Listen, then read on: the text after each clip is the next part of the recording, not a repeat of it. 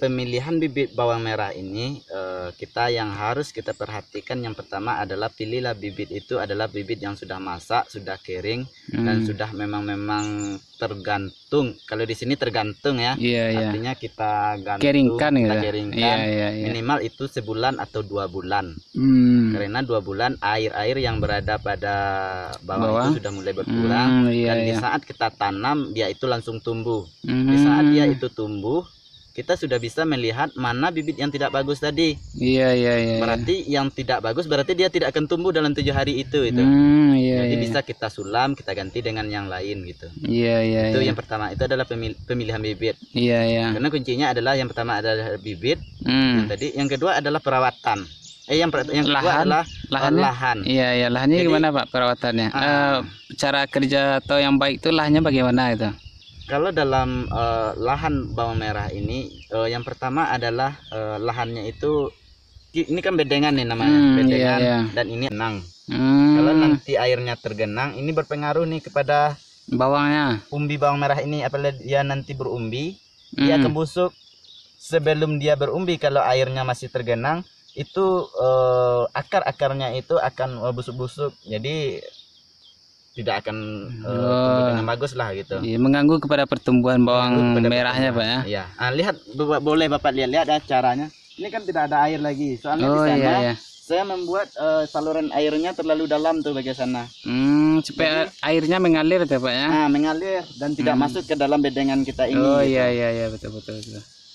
Itu dari segi lahan Pak ya. Itu dari segi lahan. Kalau perawatannya pemupukan atau penyemprotan gimana nih Pak?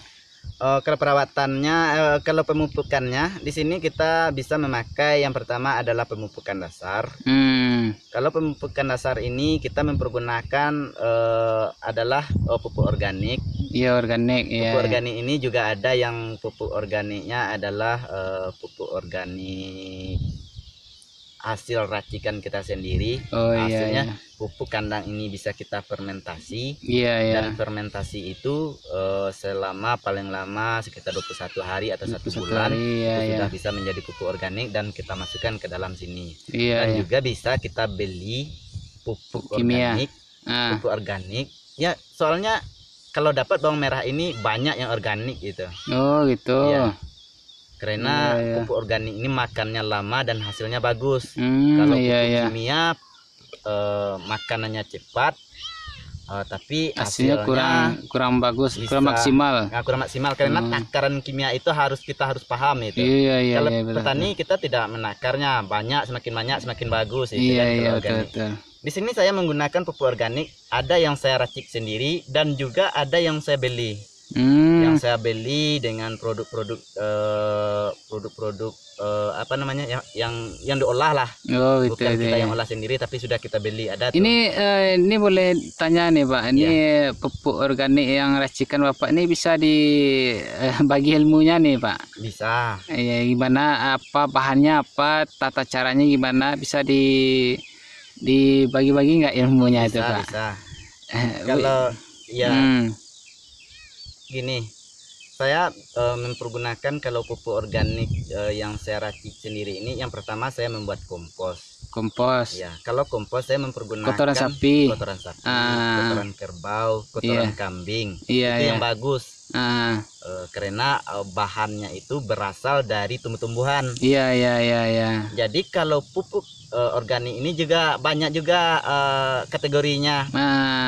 Dalam pupuk organik ini, kalau kita memakai kotoran kerbau, itu banyak mengandung unsur haranya, yaitu adalah unsur hara untuk daun. N ya. N. Nitrogen apa tuh? Artinya itu khusus untuk daun. Kalau kambing itu batang.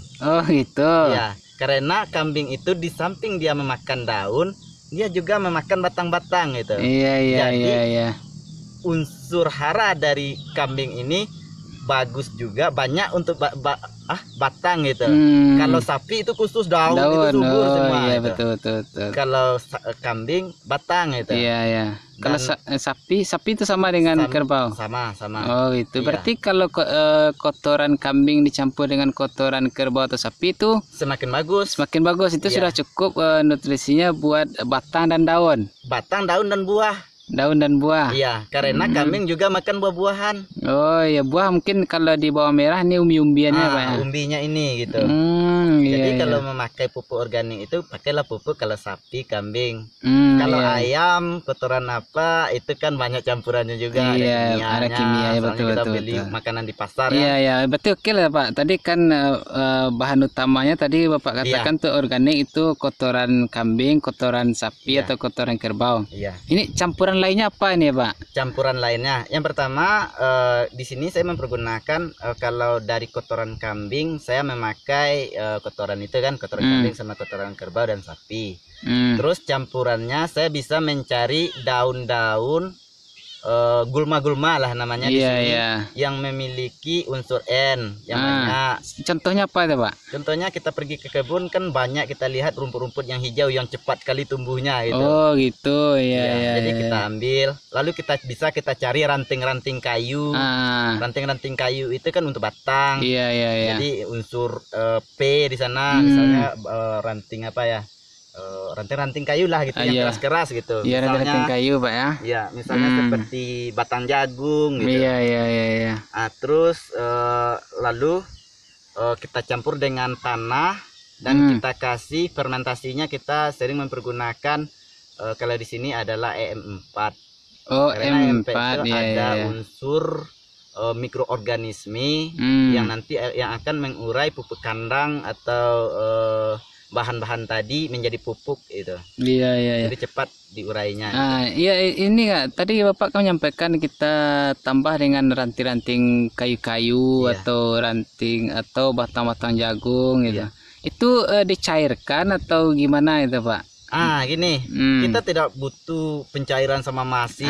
Kita kan petani. Bagaimana caranya ya sama apa? Dicairkan, enggak dihaluskan, kita haluskan aja gitu. Oh gitu. Jadi di fermentasi itu kita masukkan ke dalam, kita aduk menjadi satu, lalu kita kasih mikroorganisme tadi. Jadi dia itu akan diurai. Mengurai sendiri. Dia akan diurai sendiri, nanti dia akan cair itu kan, itu sudah bisa menjadi pupuk organik. Berarti itu rahasia Bapak, organik buatan Bapak yang digunakan untuk sebagai pupuk dasar untuk bawang ini. Pupuk dasar yang membuat kompos ya. Iya. Ada lagi pupuk organik cair. Organik cair. Ya, pupuk organik cair yang saya olah aja sendiri gitu kan. Contohnya apa? Misalnya saya mempergunakan adalah air cucian beras. Cucian beras. Ya, itu bisa juga.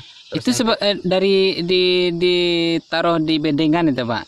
Kalau enggak, itu sudah perawatan. Itu di saat kita kasih pemupukan, misalnya kita coran gitu. Berarti kan itu sudah bawahnya sudah ditanam. Di saat perawatan.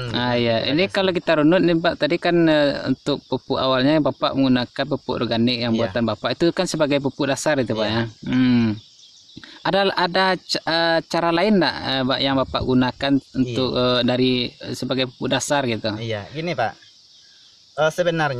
Saya sebenarnya pengen sekali menciptakan suatu pertanian itu adalah pertanian organik karena hasilnya adalah bagus dan baik untuk kesehatan. Iya. Tapi dengan kondisi organik itu adalah alam, kita harus mencari bahan-bahan baku.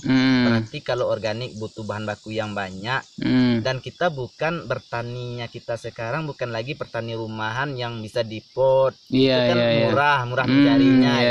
Mungkin teman-teman petani yang di kota bisa lah, yang di rumah-rumahan bisa lah yang mempergunakan organik yang top. Tapi karena kita berlahan lah gitu kan. Jadi bayangkan kalau pupuk organik itu 1 ton pupuk organik cuma bisa mendapatkan kalau kita bandingkan dengan kimianya 1 ton hanya 6 kilo. Unsur N-nya 6 kilo, unsur P-nya dan 6 kilo unsur K-nya itu 1 ton itu. Berarti berapa ton kita bisa menghasilkan pupuk. Jadi kan kita butuh yang namanya itu adalah bahan baku. Jadi bahan baku ini susah. Jadi saya sekarang belum bisa menerapkan namanya organik yang secara utuh itu. Jadi saya namakan petani bawang merah saya sekarang ini adalah semi organik. Oh, semi organik. Semi organik. Di samping kita mempergunakan bahan organik, kita masih mempergunakan bahan-bahan kimia. Untungnya juga begitu. Biasanya kita bisalah memangkas hasil perawatan pengeluaran kita itu adalah separuh itu. Separuh. Biasanya kita bisa menghabiskan, bisa juga memperkecil modal gitu Pak. Itu kan dari segi pemupukannya Pak ya. Dari segi perawatannya setelah dia tumbuh, bagaimana itu? Bagaimana trik-trik Bapak atau perawatannya yang Bapak lakukan itu? Iya. Tadi kan saya katakan saya masih mempergunakan pupuknya, tadi kan pupuk organik, saya tambah dengan pupuk-pupuk kimia. Jadi pupuk kimianya saya kasih pupuk organik, lalu saya beli pupuk kimia. Kalau pupuk kimianya para petani itu sudah tahu. Yang pertama yang harus kita perhatikan dalam bertani itu bukan bawang merah aja ya, mungkin semua tanaman lah gitu. Carilah untuk awal itu, carilah yang memiliki unsur hara itu adalah N dan P. Nanti kalau K-nya bisa disusulan gitu kan. Jadi kita utamakan yaitu adalah unsur N dan P N dan P. Carilah pupuk itu. Mungkin teman-teman petani ya kalau kita sebutkan apa namanya identitas nama produknya nanti kita dibilang orang promosi, itu adalah pedagang, promosi. Betul. Kita sekarang ke pedagang ya, kita belajar memberikan ilmu kepada orang lain. Oke Pak. Mungkin dari pupuknya mungkin kita atau teman-teman sahabat tadi kita bisa mencari lah Pak ya. Nah gini ini Pak, kapan dilakukan pemupukannya, pemupukan pertamanya kapan, pemupukan selanjutnya kapan, ini bisa bisa diinformasikan juga nggak Pak? Kalau kita mempergunakan adalah mengasih pupuknya adalah pupuk awal, seperti yang tadi saya bilang seperti tadi, kita bisa mengasih pupuk susulan itu di saat berumur 35 hari. 30 hari itu pemupukan pertama. Bisa pemupukan yang kedua lah kan, yang pertama kan sudah pupuk dasar tadi. Betul. Ya pupuk susulan itu. Pupuk susulan. Itu kita pertama kita lakukan ketika sudah berumur 30 hari. Ini kalau bawang ini sekarang umurnya berapa nih Pak? Kalau ini sekarang sudah 2 bulan. Berarti 2 bulan sekitar 5 hari lagi ini sudah panen. Berarti panen ini kan 2 bulan 5 hari atau 70 hari itu. Minimal kalau bawangnya bagus, kalau subur itu bisa sampai 70 hari. 70 hari. Kalau ini kan berarti sudah berapa kali dilakukan pemupukan susulan ya Pak?